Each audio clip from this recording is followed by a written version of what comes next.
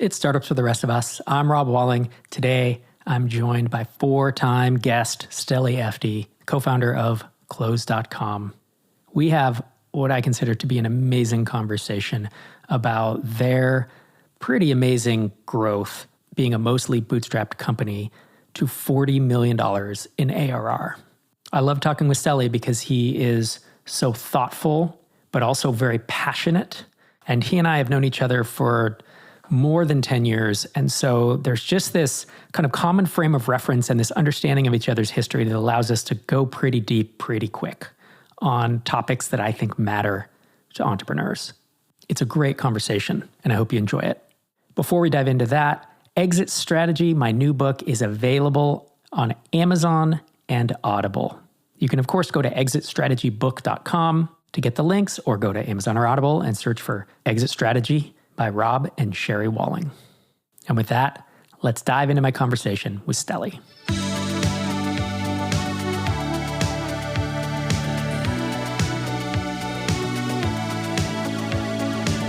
Steli Efti, welcome back to Startups for the Rest of Us. So good to be back. It's your fourth appearance. Your last appearance was May of 2020. Wow. May of 2020, if that date rings a bell with it. And it was something about how to keep, how to sell during a pandemic. And you were doing a lot of talking about it. I don't think fondly of those days, pandemic days. I believe you're a 4-time MicroConf speaker. I was trying to recall. It's always hard to remember. I think so. And you're the founder of Close.com. Your H1 is Stop Using Slow, Cluttered CRMs. You guys have been in business for, 13 years? Am I remembering correctly? Yeah, I think the product it launched in January 2013, so 12 years. And I tend to refer to you as mostly bootstrapped, meaning you raised a little bit of funding early on and then never raised again. Is that still accurate? Yeah, that's correct. Cool. And do you want to give folks an idea of where the business stands today in terms of, if you're willing to share ARR and employee headcount? Yeah, so we're at 110 people, fully remote, and over 40 million in revenue. Good for you, man. Bravo. Hell of a business. So when people hear this, there's a good chunk of this audience who will know you. They will know you from this podcast. They'll know you from MicroConf. And then there's a chunk who don't yet.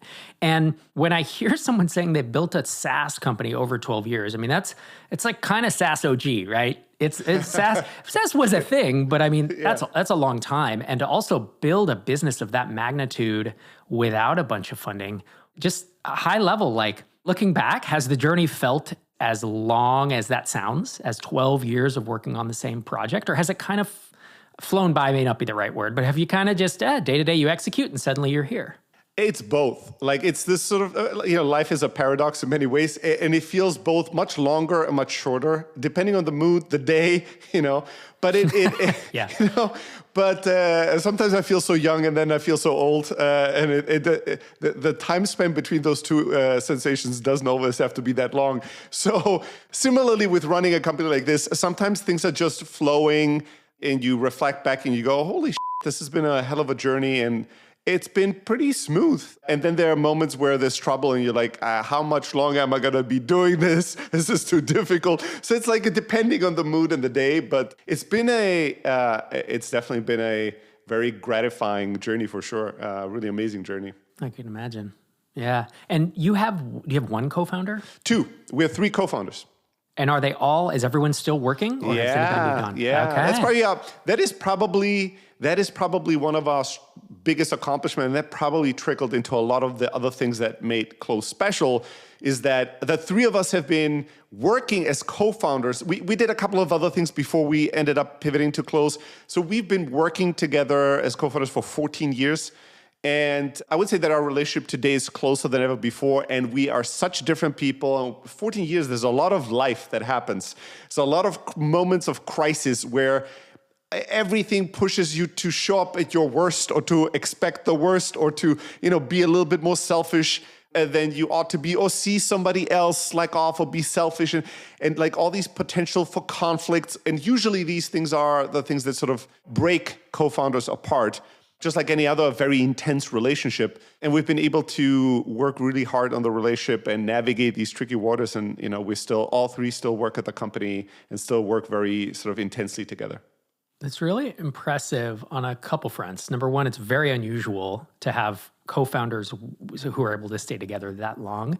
But it's also really interesting that all three of you have still felt so engaged with the business. Because usually what happens, even if you have two, and especially with three, at some point, one of them is like, well, I have a life change. I have a wife and kids and I want to just move on. Or I have an idea and I'm bored with it. Whatever. There's reasons we all move on from stuff. And with three people, there's a lot more variables. So it's really striking that not only are the three of you still, as you said, very close. I mean, you're probably really good friends, I'd imagine, working together that long.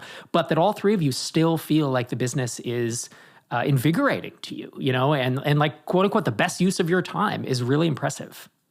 I think in reality, just like anything else that you really invest long-term in, and any other relationship that goes on for a very long time, you're going to have ups and downs. It's not like all ups. No matter how great the end result is or how great the current status of affairs is, there have been times where some of us were less engaged than others. There have been many times that one of us or even all of the three of us were like, what are we even doing with our lives? Is this really what we want to be doing for the rest of our life? Like we've had all kinds of crises of meaning, and all kinds of other things. I think what has kept us together has been a combination of being very honest with each other and trusting that you can be honest and that you can be frustrated or can tell people how you really feel, and you don't have to hide, don't have to pretend. You're not going to be judged. Nobody's going to, if you say I'm really stressed out or I'm burned out, I'm not feeling that inspired, I don't know if I'll keep want to do this, you don't have to worry that your other two co-founders are not going to conspire with a board to push you out and get your equity or some other thing, right? Like there's a tremendous amount of trust to be honest. I think we were all three quite wise in many times recognizing that this is an emotional state that I'm in or a phase, and maybe this is the truth and I should act on it, but I can't act on it right now. It's too hot. I need to let it cool down and simmer down. I need to look at it from a number of perspectives, and then I can make a good decision, but I shouldn't just knee-jerk act because it's been a tough couple of weeks or something. And I think that more often than not, after we've had sort of times of crisis, it went, and there was something exciting on the horizon or something engaging on the horizon. And then the other thing is, I think that the three of us have built so much of a commitment to each other as well, that also sort of over the years, we've showed up so much for each other that there's a sort of a bond that's very strong. And a recognition that, yes, maybe there's a shiny, cool co-founder over there that's flirting with you at a bar about a new AI startup, and everything's going to be simpler and more fun. But usually that's bullshit. And usually all problems that I have here, I'll take with me in other situations. So why not fix the problem here with people I really trust and really respect, instead of just hopping to the next most exciting thing to run away from my problems or this company's problems? I think that all three of us have that, which people don't usually always bring to the table, that sort of like perspective or a little bit of wisdom. And that has saved us, I think, from making decisions that ultimately I don't believe that at any point, anything that we thought about of doing that would have been more fun or more exciting would have been as fulfilling and successful as what we're currently doing.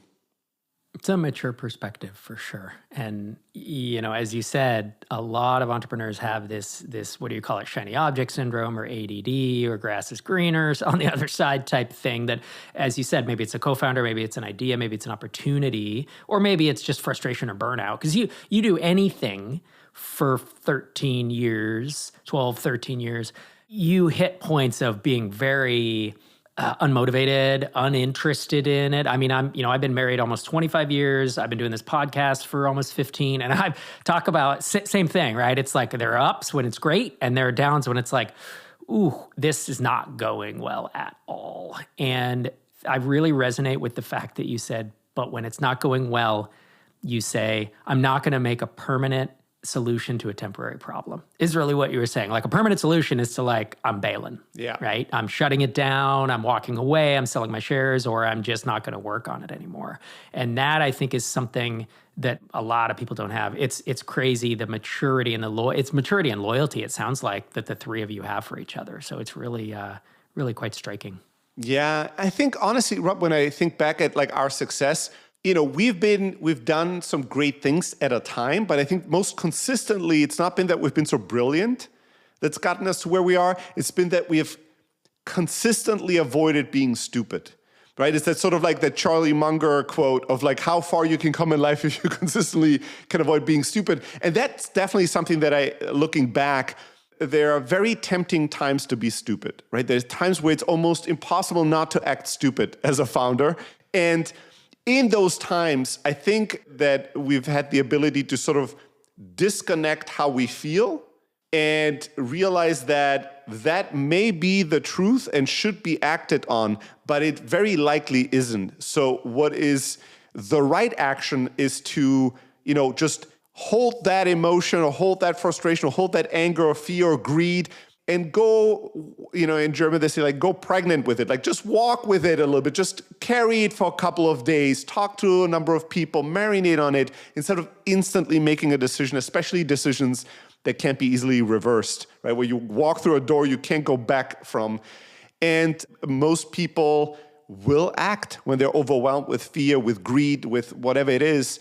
Yeah, that's why I think a lot of companies don't reach their potential because they kill themselves. They sort of commit suicide rather than being killed by external forces because they overreact in situations where they should think it through a couple more times before they make a final decision. Yeah, I think longevity is underrated. Just staying alive and sticking around, both in SaaS, because as we know, it's a long, slow SaaS ramp of death. And I bet if we went back and traced Close, you're an amazing $40 million company now, but like after 12 months, do you remember what the revenue was? It probably wasn't very much. No, actually, our first 3 years were pretty amazing. I think the first year were they? Yeah. I think we're not a good example there, but we came with a lot of like unnatural momentum of running this elastic sales agency. We had a bit of a name in the market and all that. So the first 3 years were great, but we had years where growth stalled, and we had years where, especially where it seemed that there were a couple of peers that surpassed us, right? Or I even remember at MicroConf in Vegas meeting a founder and giving him advice. And he was like, and whatever it was, 5K in MRR after many years of hustling. And then, I was already at like whatever it was at the time, 9 million, 11 million, whatever it was. And then 2 years later, his company surpasses mine and rocket ships. If you're long enough in the market, you'll meet people that get richer quicker than you. And you're like, what are we doing wrong? Totally. What is going on here? There's always something, huh? There's always something. It's funny because I feel the same way, right? Let's talk about this podcast, which is one of the, aside from my marriage, is probably like the longest thing I've done in my life. I guess raising kids is the other thing. I have an 18-year-old. But a lot of this podcast is just showing up 52 weeks a year. Like I've shipped an episode every week since 2010. And some people are like, wow, Startups for the Rest of Us, really popular. How can I build something like that? And I'm like, I don't know how to do it and not do it over 15 years, right? But then Sam Parr, who you know from My First Million, is an unknown kid. I mean, he was very young. He was in his 20s. He sends me an email when I'm in Fresno back in, I was doing drip, so it must have been 2012 or 13. I still have the email on my Gmail account, and it's like, hey, I'm in San Francisco, and he was very broy, but it was super fun. And he's like, you should, I'd like you to come to this meetup or something. And I was like, I can't make it. And then Sam Parr starts a podcast. How old's My First Million? 3 years, 4 years? And it's 10 times the listenership of this. So to me, like you, I'm like, oh, what happened? What have I been doing with my life? But then I think I have the success that I want. I have the success that I deserve. I have the success that I should be happy. It's like, it's only through comparison that I have ever found myself not being happy with what I have, because I have plenty of my life in terms of my family, my professional success, financial success, this podcast, the audience, whatever you look at, comparison is a thief of joy, right? That's the quote. But I feel you that the 5K to surpassing you it happens. And there's a part of me with those examples, these kind of Sam Parr's people that you mentored and then they have a more successful company than you and all that. I have both joy and pride for them. I'm like happy. I want people to be successful.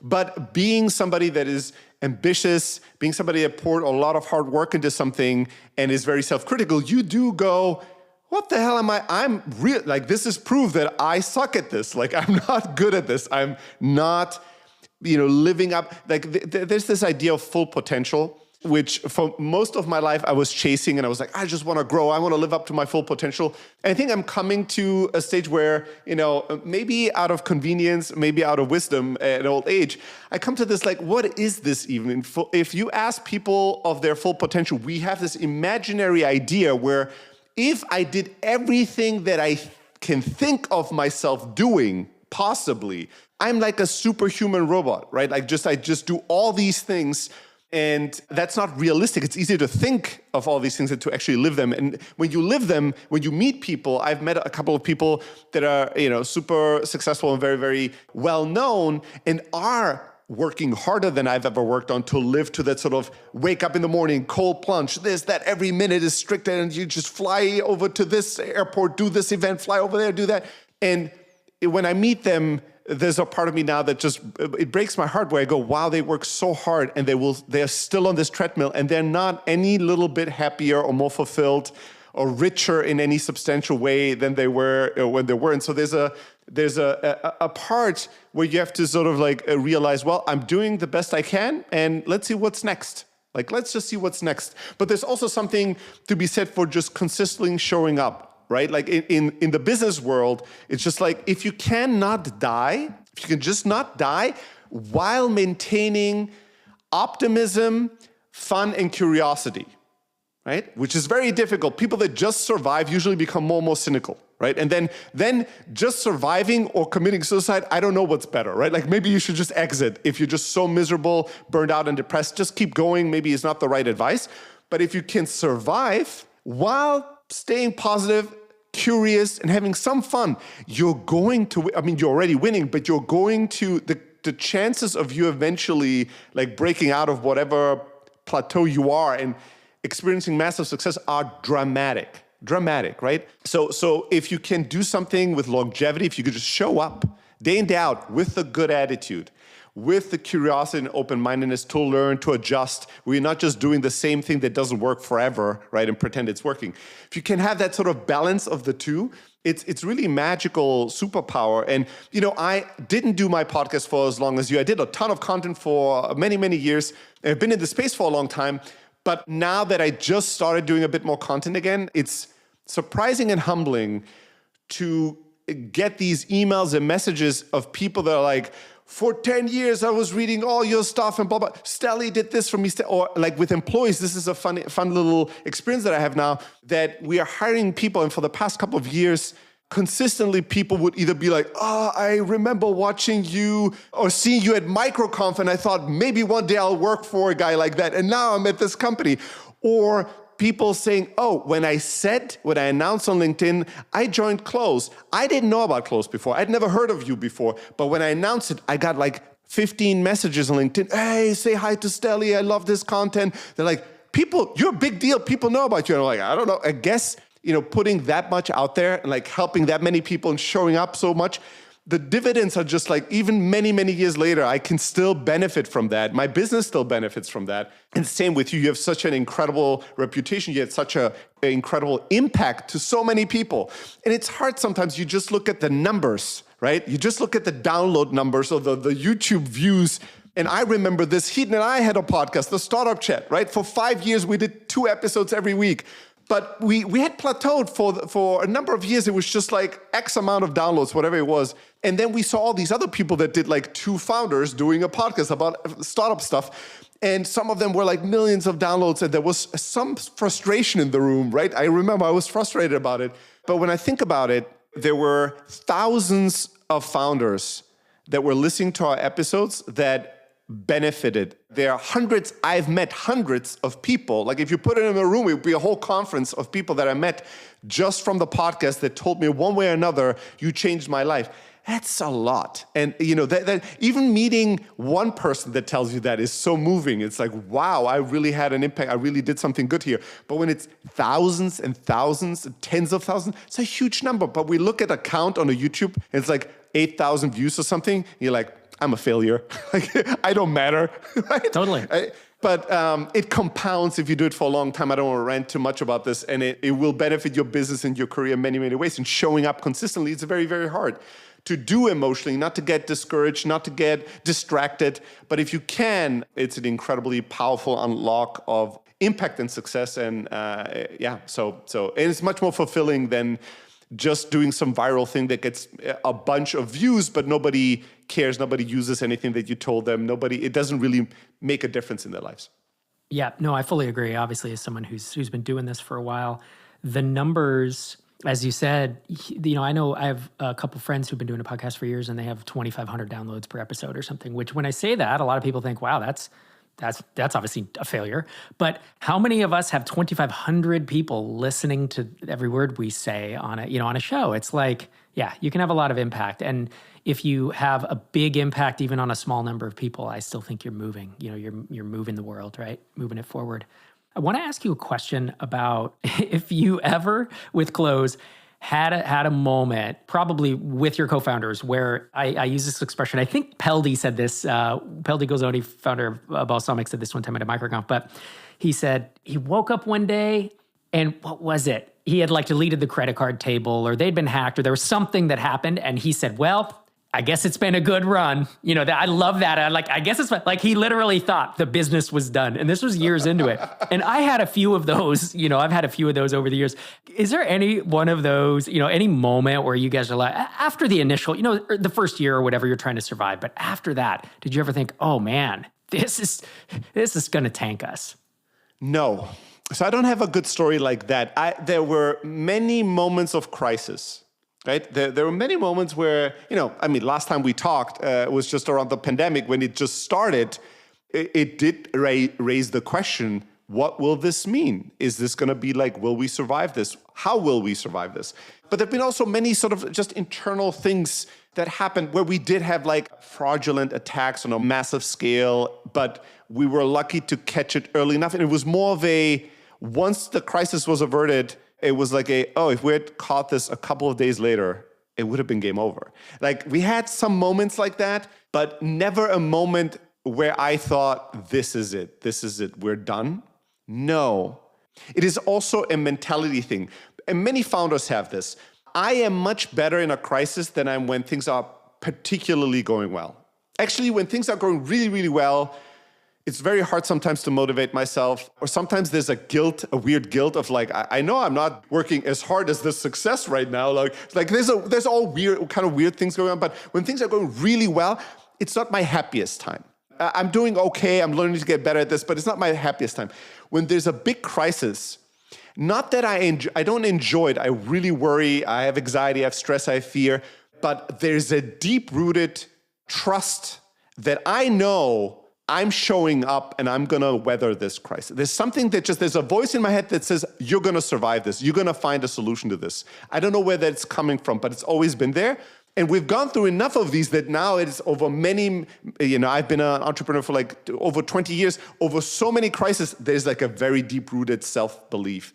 And we had a security issue, I don't know, 2 years ago, 3 years ago, where something happened, something was exposed, somebody emailed us about that exposure of something, and there was it sort of very quickly skyrocketed into almost panic mode, where a couple of engineers looked at it and they're like, oh my God, we didn't realize this thing, and they extrapolated, and even one of the co-founders got into this sucked into this panic mode. And the problem, when I started catching up on the threat, as I was reading it, the problem was growing bigger and bigger and bigger. It was really this could be this is a huge issue. And the proposed we have to email every customer right now. We have to do all these very drastic moves. And again, I thought, all right, wait a second. This is not the vibe here. It just doesn't feel right.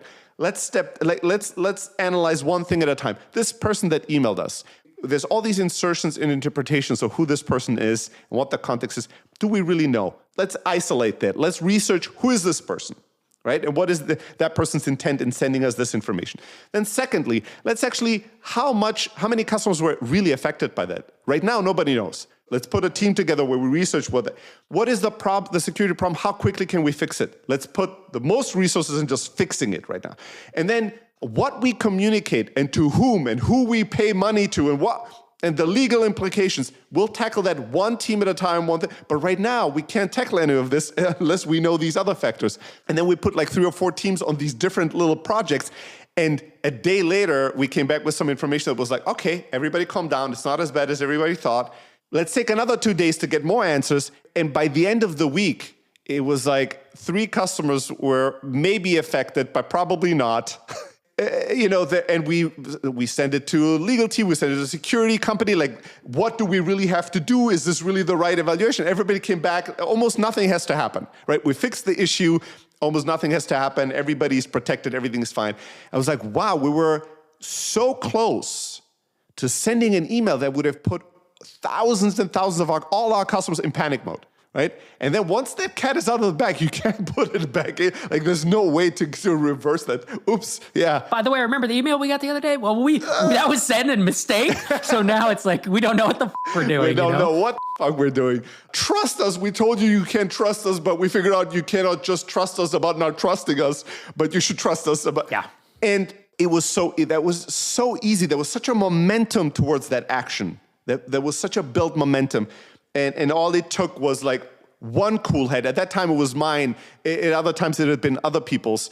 I remember when I mentioned to you sort of like when we first started, in the very first year, we had telephony always in close. By the way, inbound and outbound. You can make calls, receive calls in close. You can phone tree with close, everything, right? And in the beginning, we had free trials and we gave people complete free unlimited telephony on the trial, right? Being like a bunch of noobs and like a startup, we're like, free, just do as much as you want. Listeners, don't do that. Don't do that. Yeah. So what happened? I'm waiting for this story. This is building up for me. So then we were lucky. We were lucky that one of my co-founders, out of interest, would randomly look at the call logs to just see what kind of interesting calls, which countries, just out of an interest. And he, one random weekend, was like, this is weird. There's these calls and they're very long. They're going on for like 8 hours. That can't be right. And then he started digging and figured out, well, they're paid like they're calling sort of pay per minute numbers, whatever it is. And he's like, wait a second, that account is calling like 20 of these numbers and is never hanging up. And then started looking into it. And I think he discovered that we had like one kind of fraud account that had generated 20, 30,000 in calling cost for us in like 48 hours. And we had at that point no fraud detection. We didn't have the systems in place to sort of like flag that. And if it hadn't been for his just generally curious looking around once in a while, we had sort of calculated out that within a week, it would have bankrupted us. Wow. Right? Like, it's just like we didn't have enough money. It would have bankrupted, and it would have been such a sudden death that we would have seen it coming. And since then, I mean, we've gotten really good at fraud protection, and we don't allow people to just make calls. But even since then, I've been amazed how consistently and creatively fraudulent scammers would use some scheme to make money with texting or calling or whatever in close, or use the email capabilities or any other tool that we have. I've been always amazed at the creativity. I've always been amazed at like, how do these people even know we exist? We're such a small company, especially in the first couple of years. But that was an example of that we would have just gotten $300,000 in calling costs from free accounts, and we didn't have that much money on a bank account to pay, and that would have been it, right? Mm-hmm. And if it was me and just the third co-founder, the technical engineer guy and the sales marketing guy, we wouldn't have needed the ops guy that looked under the hood and wandered around to catch that early enough to save the company. Yeah, so that's getting a little lucky. In that case, right? I talk a lot about, I'll tell founders like, hey, to be successful, you need some combination of hard work, luck, and skill. That's what I believe. Whether everyone may or may not agree with it, but like, I think you have to put hard work in to do most things that are worthwhile. And I think you have to develop and build some type of skill set to do it. And then sometimes you get really lucky and you need a lot less hard work and skill than other people, but usually usually I don't want to count on luck, right? I want repeatable things that I can do. I want to start a company with a repeatable approach. That sounds like you guys stayed alive. I know you've worked hard over the years. I know each of you have developed skills to be able to grow the company. And sometimes you need to get a little lucky in order to stay alive, it sounds like. So I want to ask you about a recent pricing change that you made in January, which was last month as we're recording this. And you mentioned offline that for years, your entry-level plan into Close was in like the $39, $49 range. And there's always folks saying, oh, I would use you. This is every SaaS ever. If you were cheaper, I would use you, right? But you said you've gotten a lot of feedback over the years of, hey, if you had a $15 or $19 plan for one seat that I would be, willing to do it. And so in January, you launched this plan. And I believe it's $19 if you pay monthly and $15 if you pay annually, give or take. So I'm curious to ask a couple questions, like why did you decide to launch that plan? I'm sure you've been hearing the same feedback about having a cheaper plan for 10 plus years since the day you launched, right? But why do it now? And then to find out, is that working for you? Do you have enough data to be like, oh, this was a good choice? Or is it, more cannibalizing your $49 plan? Yeah, I'll say a couple of things about that. One is that I think pricing is a much bigger deal in software than I realized for the first couple of years, especially once you get to some level of scale. Pricing is really a big driver of growth. And I think that for many, many years, we were just too small. Like up until, whatever it was, 2-3 years, we were just like less than 50 people. For most of the company's history, we're a very small team and we just didn't have people to really work on pricing in a dedicated manner, to really do a lot of testing. And I think we always we were always a little scared to compete on low prices and get more volume of customers because we're such a small team. And because our more sort of higher ranked pricing always worked really well for the business and for sort of the kind of customers we wanted to attract. But there was always this it was always bumming us out that I would get on a podcast like this one, and I would talk about Close. And then, sometimes we did promos about ebooks, other things. And sometimes we told people that we'll give them a good deal. And then they would come and sign up for Close. And they would say, hey, I'm a micro entrepreneur. I'm trying out a couple of ideas. And I really love Close, but my ideas are not taking off yet. Or this thing I'm doing is not taking off yet. It's going to take probably a little longer than I thought. And there's this competitor product. And it's not as nice as Close, but it does kind of does do the job, and it's 3 times cheaper. So I'm gonna just switch over there, and then once I'm really successful, I'll come back, right? And it's just always a bummer when people would leave because of that versus the product isn't working or it's not working for me. Now, you're right. There's always going to be people that want cheaper. When it's free, they're going to complain that you don't have enough features or you don't give them enough support. It's never going to end.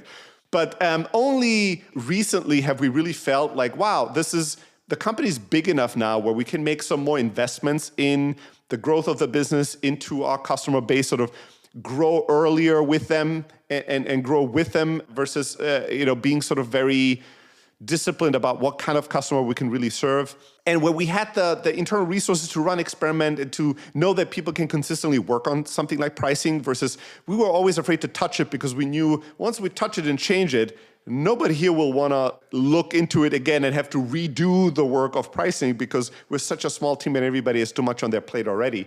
And it's too early to conclusively say. I can tell you that I think 2 years ago, we packaged our prices and we did a big pricing change. Somebody championed at Close where the prices were higher and were packaged sort of number of seats. And that was a terrible decision for us. And instead of helping with retention and fixing a bunch of problems, it just, it messed with all our metrics. And it took a long time to really admit that and a long time to reverse that. This pricing change is newer, but it's also less sort of all compounding. It's just an entry-level plan. It doesn't touch or change everything else that we're doing. And the instant result is that our customer acquisition is skyrocketing in terms of just how many customers we're converting. So we have a lot more customers, Those customers seem to retain a little bit better. Now, what we're going to have to look at over the next couple of months is, do they grow and upgrade, and how does that affect all other numbers? But we're pretty excited about it so far, especially as I believe we're going to see more entrepreneurship, more people will start things, try things. We're going to see more smaller teams accomplish big things in the future. I want the earliest, youngest entrepreneur in their journey to come and use Close and use the power of Close, and not feel like, oh, that's a solution once we're sort of enterprise level ready. So I'm psyched about just getting more entrepreneurs and business owners and more small businesses on the platform. And it feels now that we have a scale and a size where we can make these investments, even if it takes a long time for us to pay off. Yeah, that makes a lot of sense. Pricing changes always take a long time to figure out because there's retention, there's all these things. It's not, oh, hey, I got more people or I'm making more revenue in the next 60 days. It really is kind of a long tail. So if folks want to check out Close, obviously close.com. And I often recommend close.com/guides, which is, an extensive collection of sales guides ranging from the ultimate sales pitch deck, 12 sales pipeline templates, sales management software tools, the ultimate sales pitch guide. It's just a lot of ebooks. I know you originally wrote, I think, most of them, but I think maybe other people on your team have contributed to those in the recent years. Yeah, maybe the last sort of, I don't know even how many there are there, but if you go back to sort of the first 40, they're all from me. And I'm going through them now, that I'm back in the content game, to sort of revisit my old videos and my old stuff. And most of them still hold up pretty well, I would have to say. Any advice there on how to sell as a startup, how to negotiate as a startup, how to hire salespeople as a startup, all that stuff is pretty solid. It was timeless. So I'm happy to say so. That stuff should help anyone that is doing a startup and is trying to get customers. So that's close.com/guides. And then you have a YouTube show or a podcast, a video podcast. I don't know how you think about it, but it's called the $0 to $30 Million Blueprint. Yeah, we last year, sort of people eventually pressured me into a corner of the company and said, you have to get back in the game. People want you, need you. Let's revisit how we went from 0 to 30 million in revenue, and let's do a couple of seasons where we sort of break down the different stages. So you can go on YouTube and find the 0 to 30 million blueprint, but also just go to @Steli on X or Steli Efti on LinkedIn. I'm getting back into the game of publishing a lot of content that's timely and relevant right now. And as always, with people that listen to this podcast, especially, send me an email, steli@close.com. If you need advice, if you want feedback, I've been a part of the MicroConf community for many years, as you mentioned, and really some incredible stories have come out of it and some great friendships. So I'm always happy to hear from people that listen to the podcast and want to connect or want to get feedback or help. Amazing. Steli Efti, thanks so much for joining me again. My man, Rob, thank you. It was a pleasure. Thanks again to Steli Efti for joining me on the show, and thanks to you for listening this week and every week. This is Rob Walling signing off from episode 766.